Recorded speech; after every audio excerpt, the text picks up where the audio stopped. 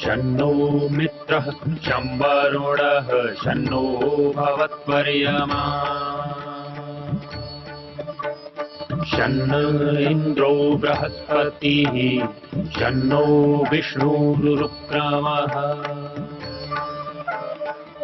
ॐ शान्ति शान्ति शान्तिः।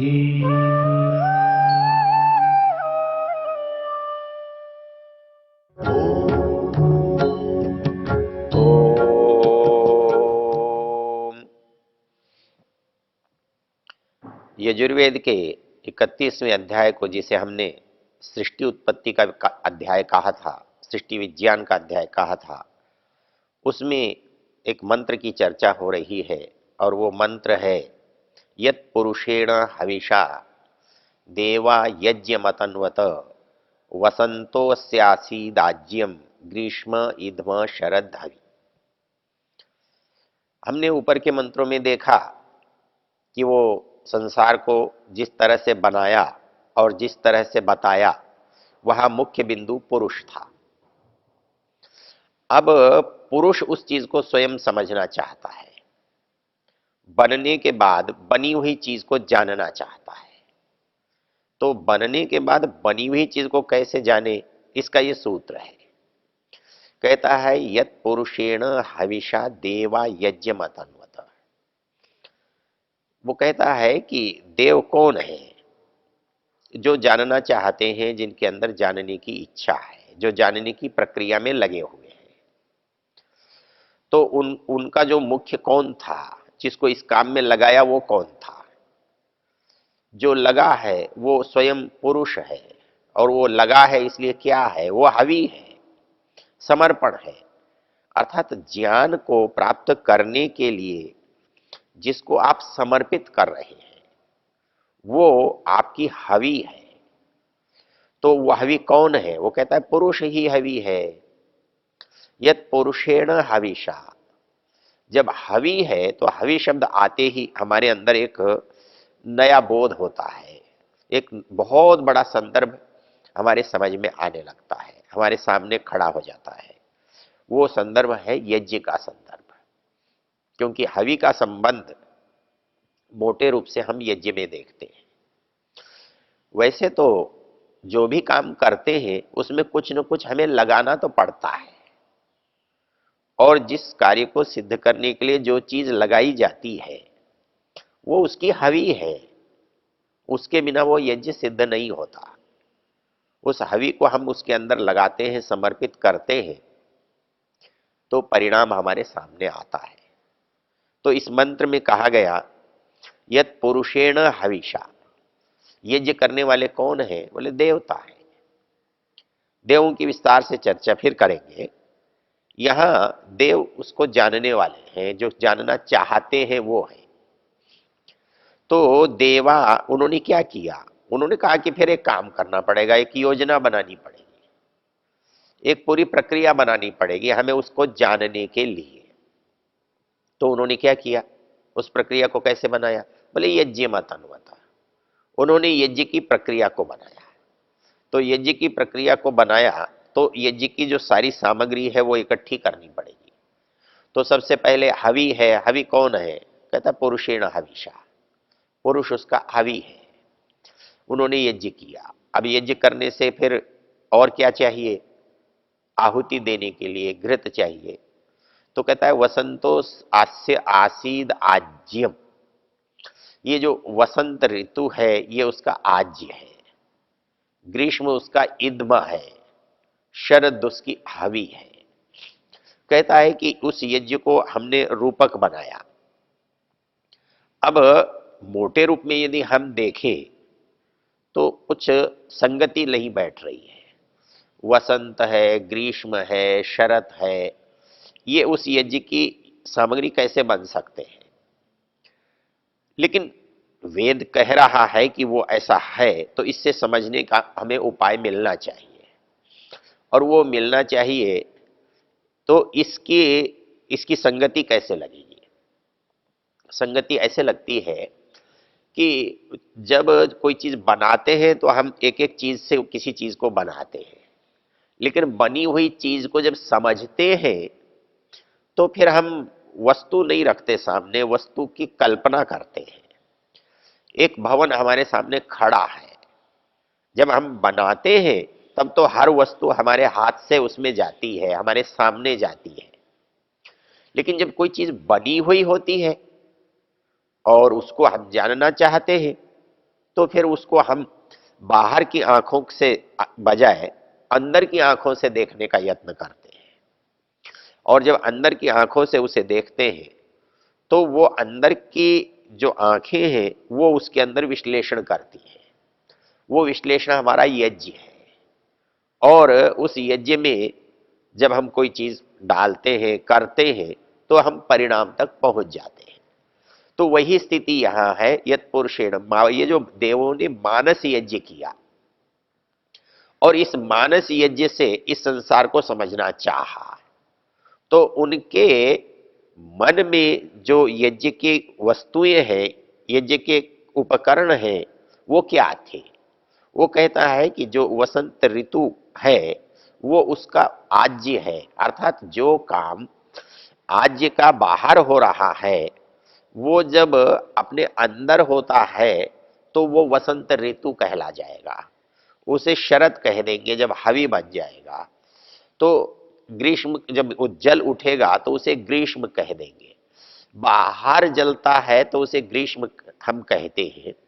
तो अंदर ग्रीष्म कैसे होगा? अंदर ग्रीष्म तो ऐसा नहीं होगा जैसा बाहर होता है, लेकिन अंदर ग्रीष्म से जो चीज हो रही है वो परिस्थिति यहां ग्रीष्म बन जाती है। इसके लिए एक अच्छी चीज समझने में है, आचार्य चरक एक बात कहते हैं, वहां पर एक प्रश्न उठाया जाता है कि जो चीज प्रत्यक्ष नहीं है उसे हम कैसे प्रत्यक्ष करते हैं। और हमारे आजकल के लोग ये समझते हैं कि पुराने लोगों के पास प्रयोगशाला तो थी नहीं, तो इन्होंने किस चीज को साक्षात कैसे किया होगा। तो वहां पर एक मानस प्रत्यक्ष की चर्चा करते हैं, और उस मानस प्रत्यक्ष में गलती क्यों नहीं होगी? वो गलती तब होती है जब अज्ञान होता है। अज्ञान होता है तो बाहर भी गलती होती है, और अज्ञान होता है तो अंदर भी गलती होती है।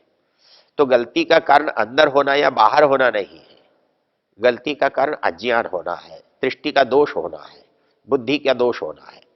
यदि वो बुद्धि बाहर अच्छा काम करती है तो हम वस्तु का विश्लेषण करके देखते हैं, लेकिन यदि उसी वस्तु का विश्लेषण हमें अंदर करना पड़े और अंदर की आंखों से, विवेक से, बुद्धि से देखें तो क्या दिखाई देगा या कि नहीं देगा?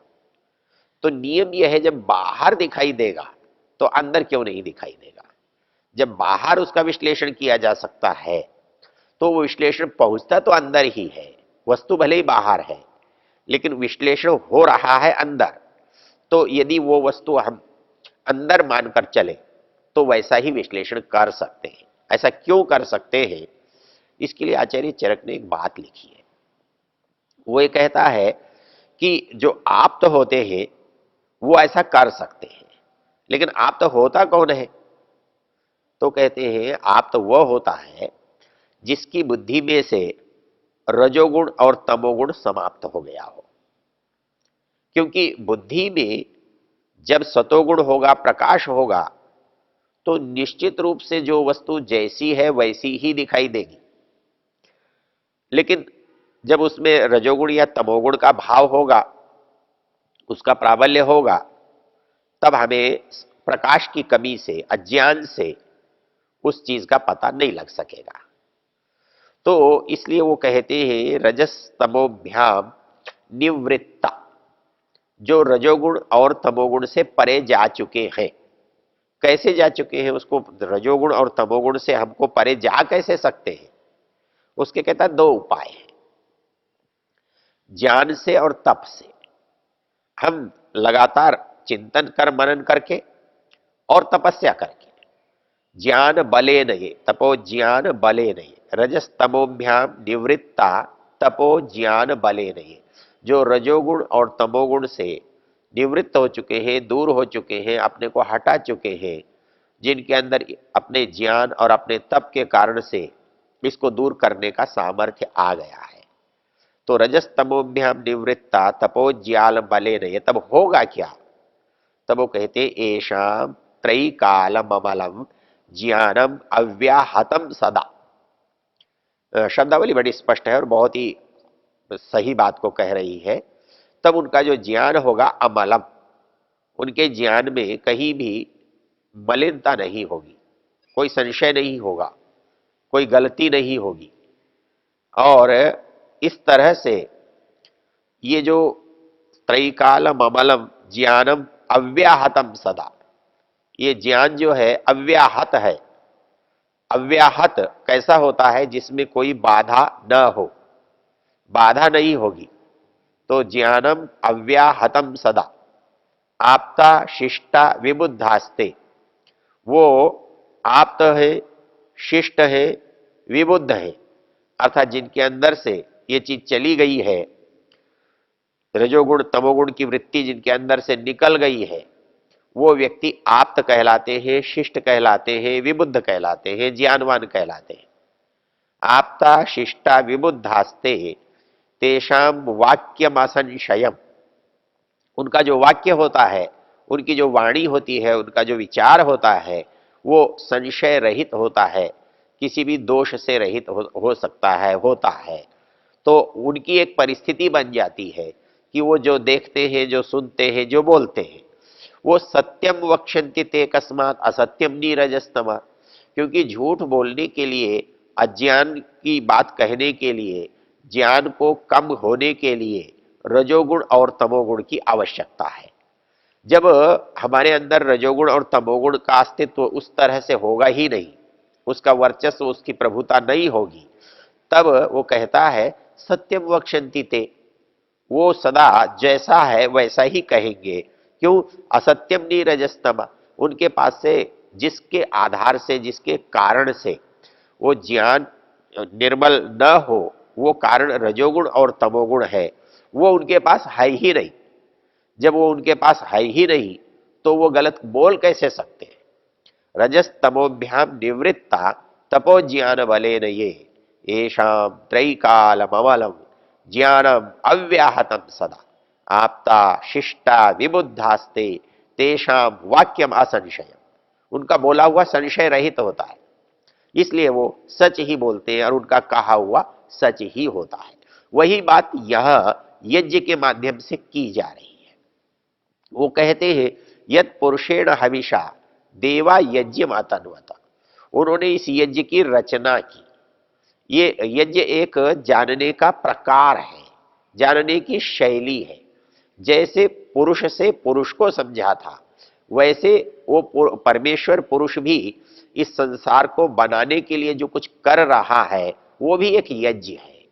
जब किसी काम को करने के लिए कोई प्रक्रिया अपनाई जाती है, तो उसी प्रक्रिया से दूसरा भी उस चीज को समझ सकता है। तो यहां पर भी वो प्रक्रिया, जैसे परमेश्वर ने यज्ञ करके इस संसार को बनाया, वैसे ही हम यज्ञ करके इस संसार को समझ सकते हैं। तो ये प्रक्रिया यज्ञ है। और इस यज्ञ में जो जो साधन काम में आते हैं, समझने के लिए वो साधन हमें वहां वहां जुटाने पड़ते हैं। तो इसलिए इस मंत्र में जो शब्दावली कही है कि यत पुरुषेण हविषा देवा यज्ञ मतन्वत, जब विद्वानों ने, देवों ने उस यज्ञ को करना चाहा, तो इस पुरुष को ही उन्होंने हवि बना करके यज्ञ अतन्वत, इसका विस्तार किया। तब उन्होंने अपने अंदर उस घी रूप, उस हवि रूप, उस समिधा रूप जो कल्पनाएं की, उनके द्वारा इस सृष्टि विज्ञान को हमने समझा।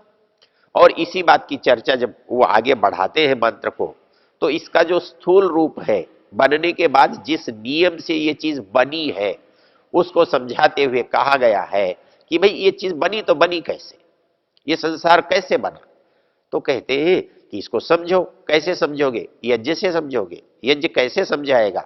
तो कहता है सप्त अस्यासन परिधय त्रिसप्त समिध कृता देवा यदि यज्ञम तन्वान अबंधन पुरुषम पशुम।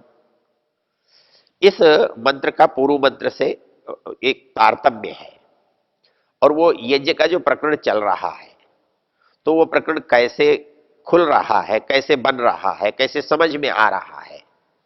कहता है कि जब हम इस संसार को देखते हैं, संसार को जानने का यत्न करते हैं, तब हमें यहां दिखाई क्या देता है कि यहां पर जो निर्माण हो रहा है, सप्तस्य आसन परिधया, इसकी 7 जो है परिधियां हैं, त्रिसप्त समिध कृता, और इसकी जो रचना हुई है 3 और 7, तो 7 से 3 को जब हम गुणा कर देंगे तो 21 चीजों से हुई है।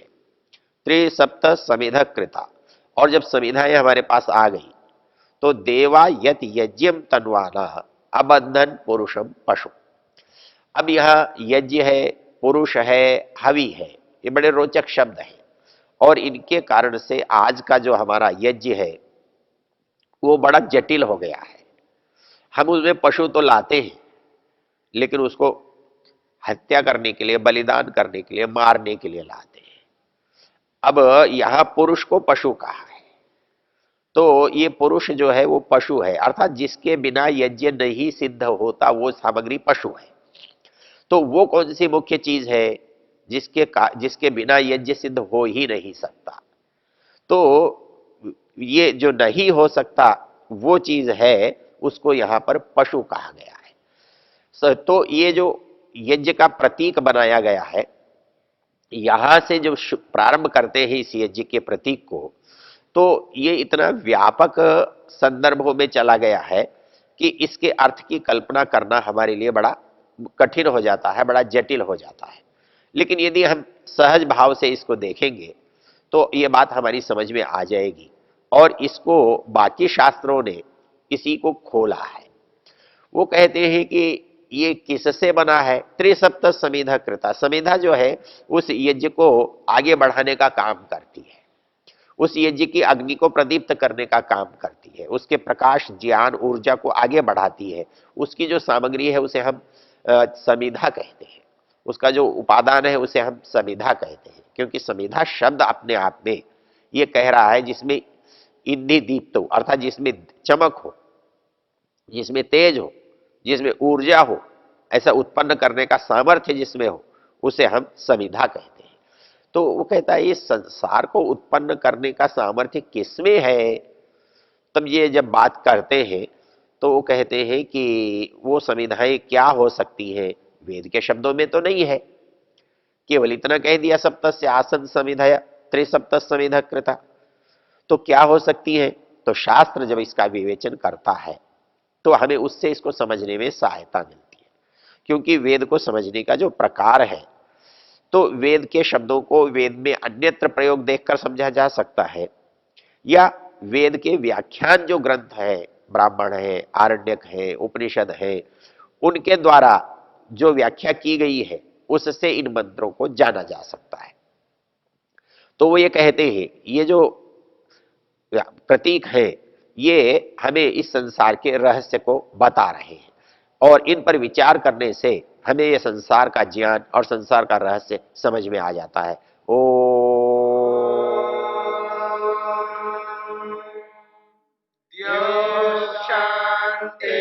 शांतिरंतरिक्षम शांति पृथिवी शांतिरापः शांतिरोषधयः शांति वनस्पतयः शांतिर्विश्वे देवा शांति ब्रह्म शांति सर्वं शांति शांतिरेव शांति क्षमा शांतिरेधि